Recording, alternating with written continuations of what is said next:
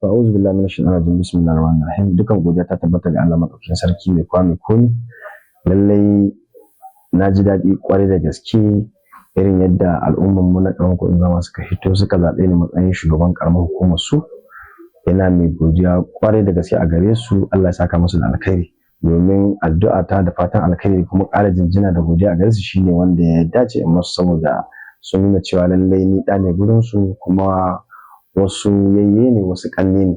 So ina godiya ƙwarai da gaske kuma Allah ya sanya mu albarka a cikin wannan dama da muka samu. Allah ya sanya da mu da su duka mu amfani abun. Na gode ƙwarai da gaske, Allah ya saka da alkhairi. To alhamdulillah rabbil alamin. Kudiri na ko in ce ƙuduren da nake da su na in mun shiga ofis ya zama insha Allah za mu mai da hankali sosai da ilimi na al'ummar mu saboda shi ne matakin farko wanda in aka ce an samu ilimi to insha Allah za ga al'umma ta ci gaban matuƙa.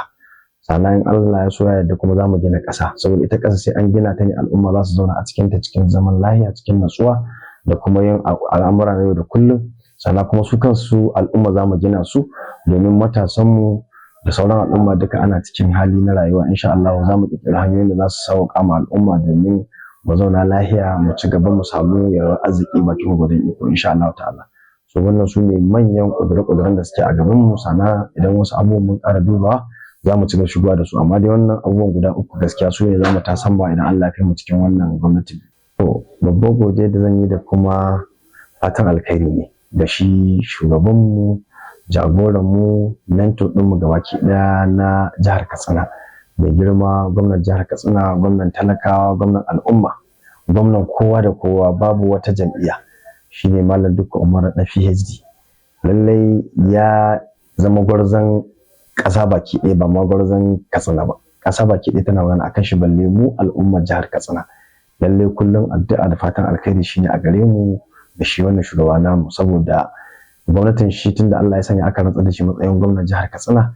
Lallai ya nuna ma duniya cewa lallai shi adalin gwamna ne saboda ko ina babu inda ba a taɓo ba, wanda shi kanshi wannan nasaba ce wadda ta sanya zaben mu ya zo cikin sauki a jihar. Za ga an yi zaɓuka lahiya an gama lahiya babu inda aka samu wata cikas ko a ce an yi rigima can ko an ji wani rauni ko an samu tasgaro a cikin wannan jihar tamu.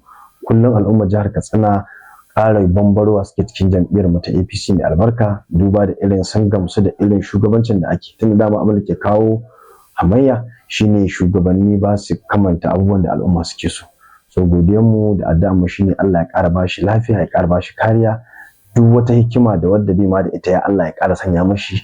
Kuma mu insha Allah ta'ala za mu kasance masu rufa mashi baya duk abin da yake in Allah ya so ya yarda za mu kwatanta mu ga cewa mu ma mun hau layin ɗanban da yake ciki na ciyar da jihar Katsina gaba ɗaya. To mu ma insha Allah ƙananan hukumomin mu zai yi Allah san barka da su. Duba da irin yadda suka taho daga shi mai girma shugaban ƙasar Najeriya Bola Ahmed Tinubu yana kamanta ma wannan ƙasa ta mu bakin gwargwado. Gwamna shi ma gashi to mu ma in Allah da in muka hau kan wannan ɗan batu za ga al'umma sun ci gaba kuma an ta samun nasarori a cikin ƙasa baki ɗaya.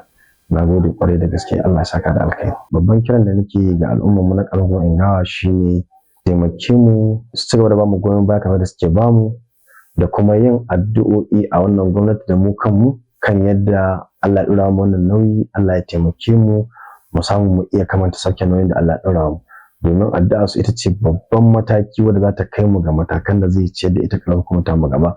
Domin da amurka ga ɗan adam ya yi bawa to Allah ne ya taimake shi ya ɗora shi kan wannan. So addu'a su ita ce take da tasiri matuƙa wadda ita za ta taimake mu sauke nauyin da ke kan mu da kuma ci gaba da bamu goyon baya kamar da suke bamu.